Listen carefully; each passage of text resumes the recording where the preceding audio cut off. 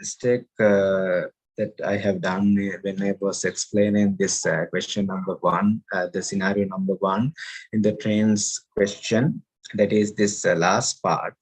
There are a lot of trains on the tracks in each day. When the system is implemented, all the trains will transmit their data to a central location, of which only certain events will be of interest to the system. So last day when I was discussing this problem, I have got the answer as edge computing. I just consider uh, it as the there. I have my main focus was the real-time responsiveness. If we want to consider the real-time responsiveness, we have to go with the edge computing.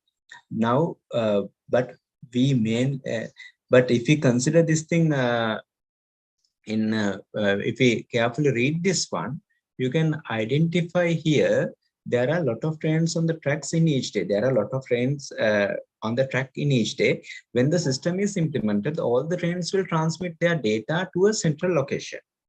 That means they are sending those data to the cloud storage, of which only certain events will be of interest to the system. But among those data, only certain events will be interest to the system. That means many of the data that we are sending is not counted for the consideration. Therefore, guys, this is not edge computing. Okay, that means these events are not frequently happening. If the events are not frequently happening, so we want to focus. How do we utilize the cloud storage? That is the first thing we want to consider. And also, how do you reduce the bandwidth? That is also we want to consider. And also, if the events are not frequently happening, you have to remember you want to go with the fog computing. In the fog computing, we are considering how to minimize the bandwidth and also how to get the efficiency or the performance, how to maximize the performance. So the answer is fog computing. And also here they have stated that we have there are loads of unnecessary data. So you want to filter those things. To filter those unnecessary data and only keep the needed data, you want to have smart gateways. So the second part of that one, briefly explain how you can update the architecture of the system to overcome the problems you have identified. That means what is the problem that you have identified? We are sending unnecessary data to the cloud storage. So you want to reduce that one. To reduce the unnecessary data to the cloud storage, you have to remember you want to go with the fog computing, not the edge computing. So guys, here the answer is the fog computing. And also when you are drawing that one, you want to draw smart gateways. That means you just draw a square and mention it as a smart gateways.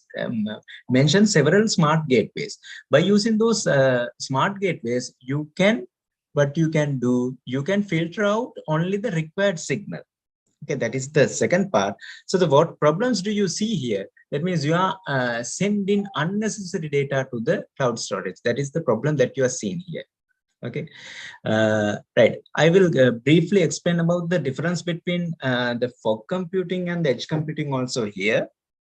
Fog computing means fog computing you are using when the events are not frequently occurring. Okay, that means now here there are only and also you want to send what we call for the cloud storage. If you are overloading the cloud storage, also you are using fog computing. If you want to minimize the overload of the cloud storage, also you can use the fog computing. But the edge computing you are using to maximize the real-time responsiveness. As an example, if there is a sun critical thing, okay, where the data is sent into the cloud storage, but before that you want to get the decision. At that type of situation, you want to go with edge computing. As an example, a driverless car.